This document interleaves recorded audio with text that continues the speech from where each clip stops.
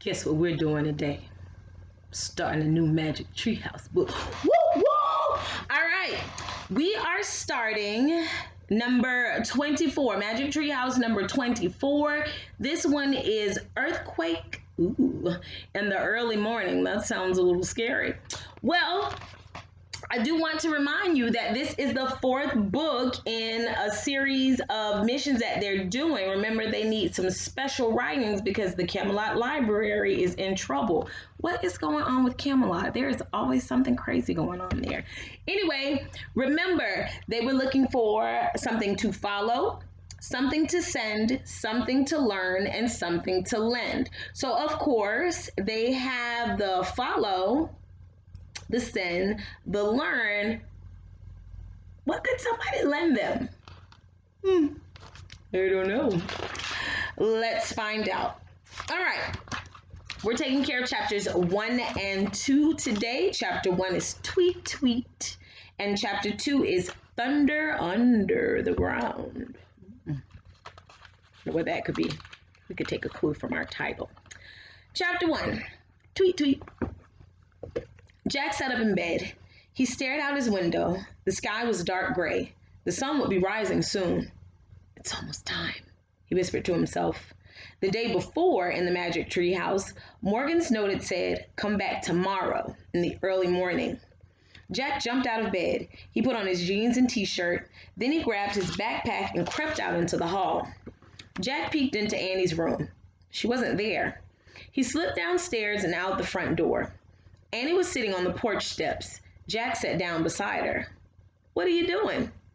"I was waiting for the birds to start singing. Then I was going to wake you up." Jack and Annie watched the sky go from dark gray to light gray. Then the birds began their song. "Tweet, tweet," said Annie. Without another word, Jack and Annie left their porch. They headed up their street to the Frog Creek woods. It was cool beneath the trees. Jack and Annie hurried through the woods to the rope ladder. It hung from the tallest oak. At the top of the oak was the Magic Tree House. They climbed up into the tree house. It was barely light inside. Annie picked up the note lying on the floor. She held it up to the window and read aloud. "Dear Jack and Annie, Camelot is in trouble. To save the kingdom, please find these 4 special kinds of writing for my library. Something to follow, something to send, something to learn, something to lend. Thank you, Morgan." Jack took a deep breath. Okay, we have our first special writing, a list from the Civil War. We have the second, a letter from the Revolutionary War.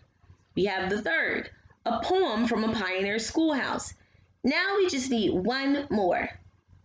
I wonder why we have to find these special writings for Morgan's library. How are they going to save Camelot? I don't know, but let's get going so we can solve the mystery. Where's our research book? They looked around the treehouse. Their Pennsylvania book, the book that always brought them home, was lying in the corner. Beside it was another book. Annie picked it up.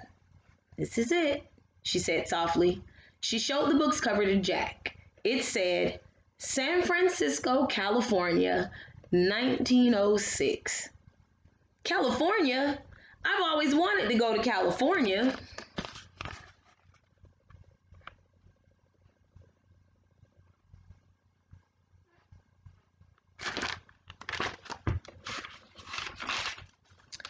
Me too.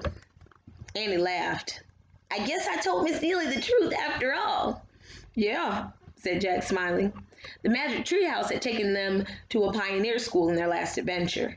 There, Annie had told the teacher, Miss Neely, that they were on their way to California. Annie pointed at the cover of the California book. "We really wish we could go there," she said. The wind started to blow. The treehouse started to spin. It spun faster and faster. Then everything was still, absolutely still. Chapter 2, Thunder Under the Ground. "Nice clothes," said Annie. Jack opened his eyes. Annie was wearing a blue and white dress with a big sailor collar and white stockings. Jack was wearing brown knee-length pants, a jacket, a cap, and a tie. His backpack had become a leather bag. He and Annie both wore short lace-up boots. A church bell started to ring. Gong, gong, gong, gong, gong. It rang 5 times. It must be 5 in the morning. Yeah. Annie was looking out the window. Jack looked with her. The early morning air felt fresh and cool. The treehouse had landed in a tree at the bottom of a hill. Painted wooden houses and gas lights lined a quiet cobblestone street. A trolley car moved along tracks up the street. It rounded the top of the hill and disappeared. Tall buildings towered farther off. The sun was behind them, making peak streaks in the blue sky.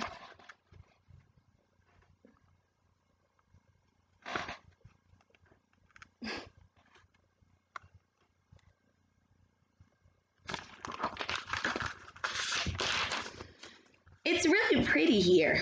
Yeah. Jack opened the research book and read. On Wednesday, April 18th, 1906, San Francisco was the biggest city on the west coast of the United States.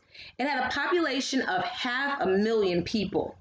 It was also one of the loveliest cities in the country. Jack pulled out his notebook. He wrote, San Francisco, April 18th, 1906, biggest city in the West, lovely.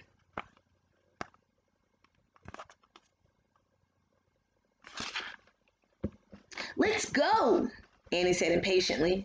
Jack looked back at the book. He wanted to learn more. Now, said Annie. She took the book and notebook away from him and put them into his leather bag. Let's not waste any more time. Annie left the treehouse.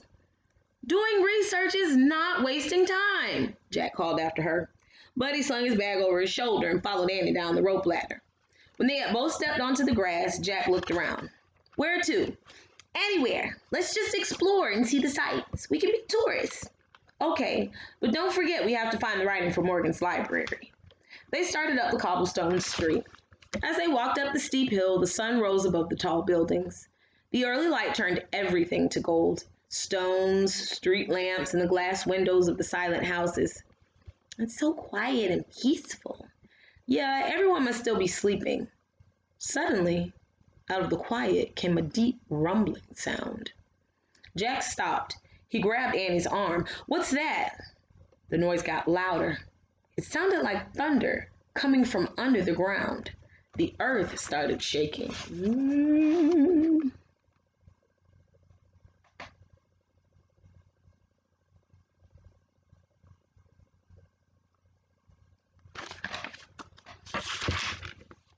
Church bells clanged wildly. The whole street began to move. The cobblestones rolled like waves on the ocean. What's happening? Chimneys fell off roofs. Gas lights toppled over. Bricks crashed to the street. Get down, shouted Jack. Cover your head. Jack and Annie crouched on the ground with their arms over their heads. All around them was rumbling, clanging, crashing, and breaking. Then the world grew still. The rumbling stopped. Jack and Annie raised their heads. The air was filled with dust. It's over, said Jack. That must have been an earthquake. I think so, Jack agreed. I guess I should have let you do a little more research on this place.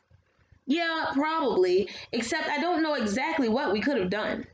Jack slowly stood up. His legs felt wobbly.